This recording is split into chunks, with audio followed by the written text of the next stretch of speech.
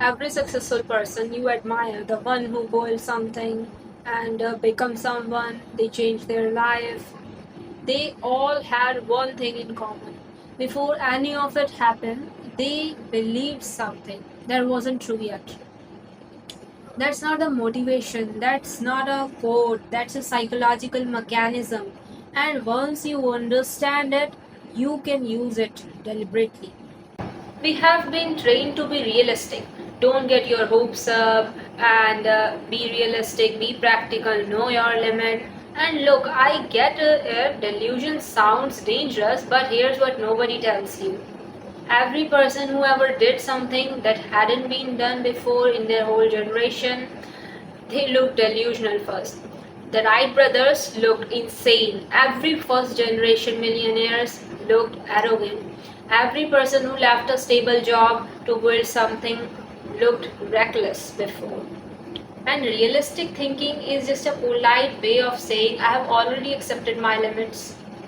And that's fine. That's fine if you are okay with being average. But you are watching this video, so I am guessing you are not. Here's the thing most people get wrong about confidence. They think confidence comes after results, after you succeed, after you prove yourself. That's backward instead. Confidence is not a reward for your achievement, confidence is the prerequisite for it. Psychologically, your brain doesn't take actions on things it doesn't believe are possible. If you don't see yourself as the person who can do it, your brain will quietly sabotage every single attempt you made.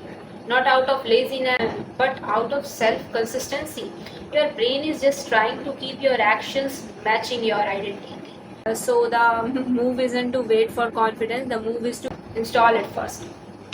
Now let's talk about delusion because this word scares the people most, but I want you to think about it differently. Delusion means control and directed delusion. It is just the ability to hold a belief about yourself that the evidence doesn't support yet. Yet, Michael Jordan, who cut from his high school basketball team, he didn't become realistic. He became delusional about his future. And then he built the evidence to match. This is not toxic positivity. This is not manifest and do nothing, like you are manifesting and you are doing nothing. This is decide who you are becoming, act from that identity now, and let reality catch up next. The dangerous version of this is when you combine the delusion with relentless actions, and that combination is what people call genius from the outside, but from the inside it just look like someone who refuses to accept a smaller version of themselves. So how do you actually do this? How do you build confidence and use full delusion on purpose? There are three things which is needed. First, stop narrating your past into your future. Most people use their history as a script. I have always been like this. This is just who I am. That's a story, not a fact. Rewrite it. Second, act as if before you feel like it. Don't wait to feel confident. Before you speak up, you show up, you create or you comment, act for the version of you that already had it. The feeling follows the actions, not the other way around. Third, protect your beliefs like it is the most valuable thing you own, because it is. Every person who tells you to be realistic, they are not being kind, they are projecting their own limits onto you. Your beliefs is your potential, and your own potential is the only assets that cannot be taxed, stolen or inflated away. So guard it obsessively, almost quietly. Here's what I really want you to hear.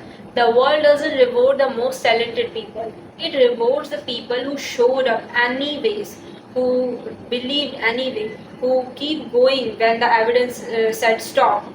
You don't need permission. You don't need perfect conditions. You don't need to feel ready. You need the confidence just to start, to build, which you build. And you need enough delusion to start, which you can choose. And that's it. That's the whole game.